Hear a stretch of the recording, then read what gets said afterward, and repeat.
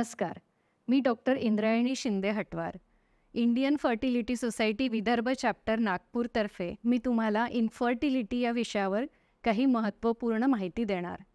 Infertility किंवा वंध्यत्व म्हणजे exactly काय? कुठल्याही जोडप्याला लग्नानंतर 1 वर्षाच्या कालावधीत जर ते कुठलंही गर्भनिरोधक साधन वापरत नसेल आणि मुलबाळ होत नसेल, तर आपण त्यांना म्हणतो की त्यांना इन्फर्टिलिटी किंवा वंध्यत्व नावाचा एक आजार नाही म्हणता येणार, पण ही एक कंडिशन आहे आणि त्या कपलला किंवा त्या जोडप्याला ट्रीटमेंटची आवश्यकता आहे.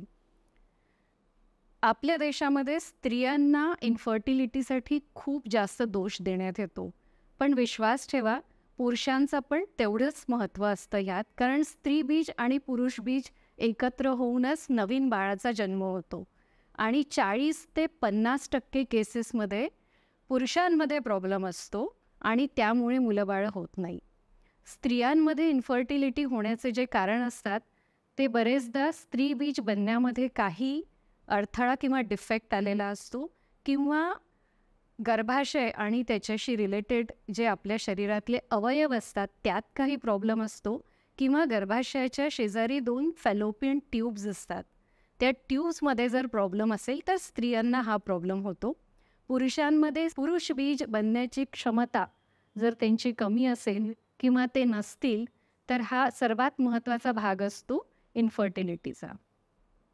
इन्फर्टिलिटी जर असेल तर घाबरू नका, कारण 90% पेशंट्स जे असतात त्याची ट्रीटमेंट अवेलेबल आहे आणि ती फार सोप्या पद्धतीची आहे.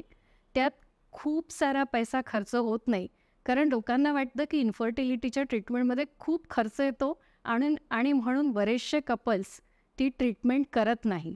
तर 90% केसेसमध्ये अगदी कमी खर्चात आणि साध्या उपचारांनी ही ट्रीटमेंट होऊ शकते आणि उरलेले 10% जे केसेस असतात त्यामध्येच आपल्याला IVF किंवा टेस्ट ट्यूब बेबी करण्याची गरज पडते.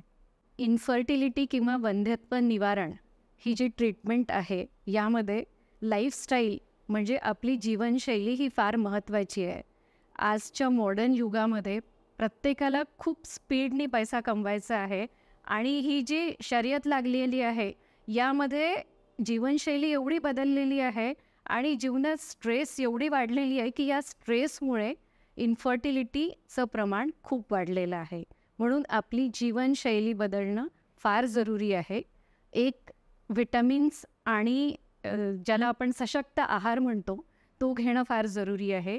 काही व्यसनं आहेत त्यापासून दूर राहणं, स्मोकिंग, अल्कोहोल कन्झम्पशन ह्यापासून दूर राहणं जरुरी आहे.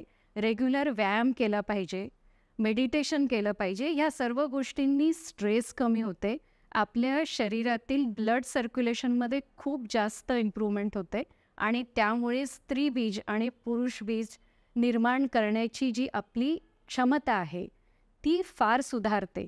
म्हणजे क्वालिटी ऑफ एग्स आणि क्वालिटी ऑफ स्पर्म्स इम्प्रूव्ह होतात थोडक्यात सांगायचं तर. त्यामुळे जीवनशैली बदलणे फार जरुरी आहे आणि ट्रीटमेंट घेणे पण फार जरुरी आहे. विश्वास ठेवा, फक्त 10% लोकांनाच IVF किंवा टेस्ट ट्यूब बेबी करण्याची गरज पडते. 90% पेशंट्स साध्या सिंपल ट्रीटमेंटनी ठीक होऊ शकतात. धन्यवाद.